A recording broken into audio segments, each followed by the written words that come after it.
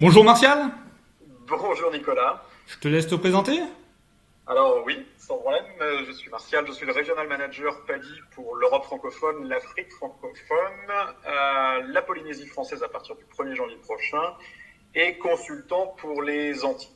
Voilà, donc ça fait quelques centres quand même à piloter, c'est maintenant quasiment 250 à mon actif.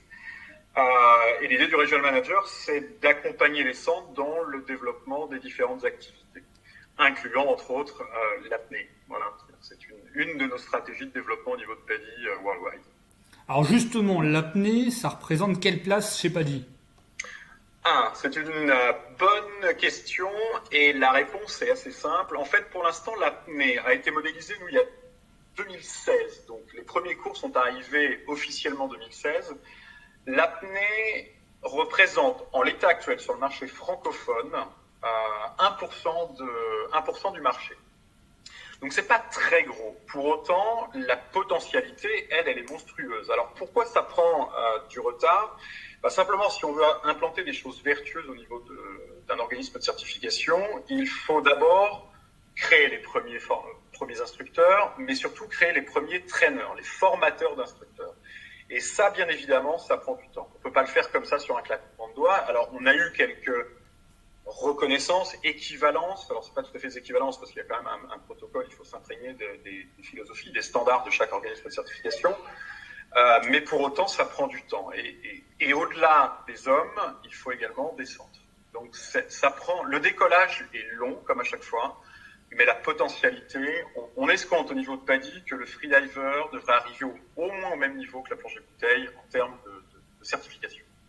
Et est-ce que tu peux me parler un petit peu de ces publics-là? Quel est leur profil? Qu'est-ce qu'ils viennent chercher quand ils viennent se former à des niveaux d'apnée? Alors, c'est tout le travail du marketing chez nous.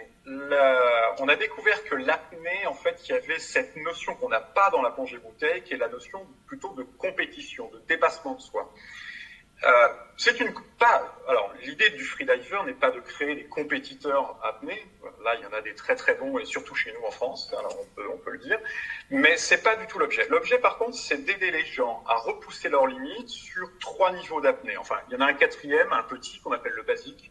Ensuite, il y a un freediver qui évolue quasiment jusqu'à entre 16 et 20 mètres. 24 mètres pour un advanced et 40 mètres pour le master. Ça, c'est sur le poids constant.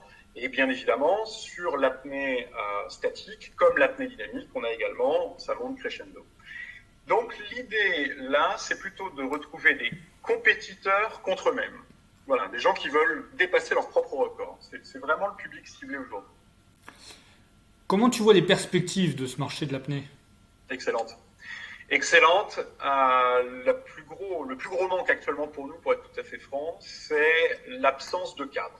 Mais ce qui est normal, l'activité est finalement assez nouvelle dans son institutionnalisation. Et c'est vrai que là, on a un gros manque de cadre pour dynamiser. C'est tout le travail que j'ai actuellement avec la plupart des centres, c'est d'implanter géographiquement des centres qui développeraient l'apnée, tant dans la partie formation-apprentissage. Et ça, par exemple, des villes comme Paris, ils sont très propices parce qu'elles ont les fosses, mais également les centres en bord de mer. Aujourd'hui, trop peu de centres accueillent des apnéistes. Il y en a, mais pas assez.